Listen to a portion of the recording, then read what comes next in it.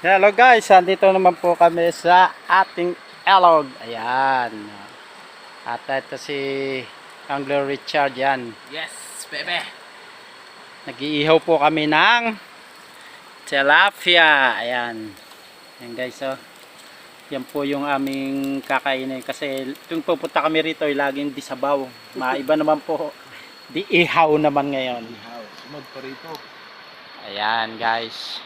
At nandun yung isa nating ka-angler sa baba. Puntahan natin. Ayan guys, ito yung isa nating kasama. Ayan, naglilinis ng isda. Ayan po, ayan si Alden. Ayun. Ayun po yung aming huli yun. Yan.